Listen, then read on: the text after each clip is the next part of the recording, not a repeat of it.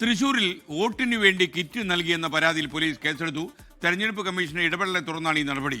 ഒളരിയിലെ super മാർക്കറ്റിൽ BJP നേതാക്കളുടെ നിർദ്ദേശപ്രകാരം കിറ്റ് വിതരണം ചെയ്തുവെന്നാണ് LDF പരാതിപ്പെടുന്നത്. ശ്രീജിത്ത് ശ്രീകുമാരൻ തൃശൂരിൽ നിന്ന് വിവരങ്ങളുമായി ചേരുന്നു. Sreejith, good morning. ഒരു ഈസ്റ്റർ ആശംസ തന്നാൽ മുഖമൊന്ന് പ്രസന്നമാകുമായിരിക്കും. Very good morning S K. എന്തായാലും വോട്ടിന് കിറ്റ് എന്ന ആക്ഷേപം ഉയർത്തിയത്, വലിയ പ്രതിഷേധം നടത്തിയത് CPI അല്ലെങ്കിൽ LDFന്റെ നേതാക്കളായിരുന്നു. CPIയുടെ നേതാവും മുൻ മന്ത്രിയുമായ VS സുനിൽകുമാറിന്റെ നേതൃത്വത്തിലാണ് ഒളരിയിലെ ആ ഒരു സൂപ്പർ മാർക്കറ്റിലേക്ക് പ്രതിഷേധവുമായി LDFന്റെ പ്രവർത്തകരെത്തിയത്, നേതാക്കൾ എത്തിയത്. ആ സമയത്ത് അവിടെ കുറേയധികം സ്ത്രീകൾ വന്നിരുന്നു. അവരോട് ചോദിക്കുന്ന സമയത്ത് BJP നേതാക്കളാണ് ഇവിടേക്ക് എത്താൻ പറഞ്ഞത്, വിഷു കിറ്റ് നൽകുന്നുണ്ട് എന്ന് അറിയിച്ചതിന്റെ അടിസ്ഥാനത്തിലാണ് വന്നതെന്ന് അവരാണ് പറഞ്ഞത്.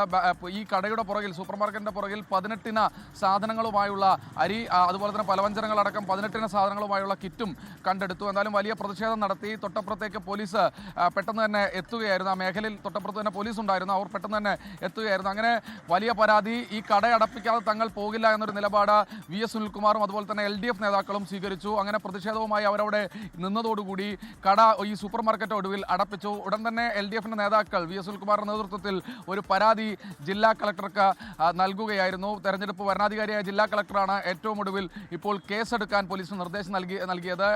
ഇന്ന് രാവിലെയാണ് ഇപ്പോൾ പോലീസ് FIR രജിസ്റ്റർ ചെയ്തത്. നിലവിൽ കടയുടെ ഉടമ അടക്കമുള്ള ആളുകളെയാണ് ഇതിൽ പ്രതി ചേർത്തിരിക്കുന്നതെന്നാണ് മനസ്സിലാക്കുന്നത്.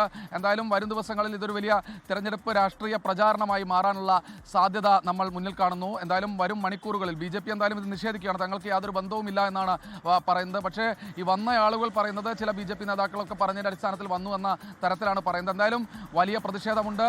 അല്ലെങ്കിൽ ഇതൊരു രാഷ്ട്രീയ വിവാദമായി ചൂടുപിടിക്കാൻ ഇനി വരും ദിവസങ്ങളിൽ, ഈ തെരഞ്ഞെടുപ്പിന് ഇനി 2 ദിവസം മാത്രമേ പരസ്യ പ്രചാരണം അവസാനിക്കാനുള്ളൂ. എന്നാലും വരും മണിക്കൂറുകളിൽ ഇത് വലിയ രാഷ്ട്രീയ ചർച്ചകൾക്ക്, വിവാദങ്ങൾക്ക് തിരികൊളുത്തുന്ന കാര്യത്തിൽ തർക്കമില്ല. SK.